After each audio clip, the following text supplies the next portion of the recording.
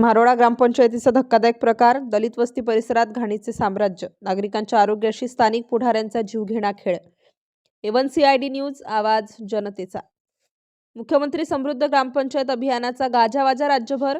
स्वच्छतेचे धडे गिरवले जात असताना पैठण तालुक्यातील मारोळा गावाची वस्तुस्थिती मात्र शासनाला आरसा दाखवणारी दिसत आहे. ग्रामपंचायतीने दलित वस्तीस थेट घाणीच्या खाईत ढकलल्याचा धक्कादायक प्रकार समोर आला आहे.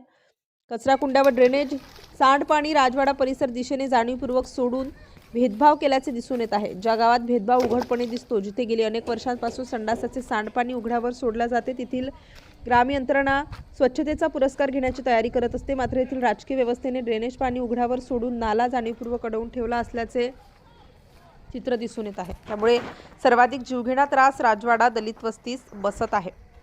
ग्रामपंचायतीने घातलेल्या बंधाऱ्यामुळे मानवी मैला आणि ड्रेनेजचे पाणी वाहून जाण्याचा मार्ग पूर्णपणे बंद झाला आहे. नाल्यांसाठी पूल, पाईप किंवा पर्यायी मार्गच न दिल्याने दलित वस्ती परिसर सांडपाण्याच्या विळख्यात आला आहे.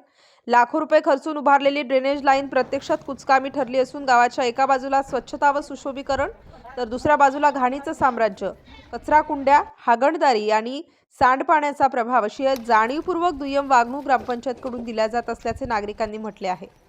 राजवाडा परिसरात कचरा, घाण, दुर्गंधी, माशा, डासांचा प्रचंड उच्छाद आणि सतत पसरत चाललेली रोगराईमुळे नागरिकांचे जगणे अक्षरशः कठीण झाले आहे. या भागात राहत असलेल्या बौद्ध, भिल्ल व मुस्लिम समाजातील लहान मुले, महिला व पुरुष आणि वयोवृद्धांचे आरोग्य धोक्यात आले असून संसर्गजन्य आजारांचा धोका दिवसेंदिवस वाढत आहे. त्यामुळे श्वास घेणे आणि अन्नपाणी खाणे-पिणे अवघड झाले. या गंभीर परिस्थितीकडे माननीय छत्रपती संभाजीनगर जिल्हाधिकारी साहेब व समाज कल्याण अधिकारी तात्काळ लक्ष देतील का, असा प्रश्न उपस्थित केला जात आहे.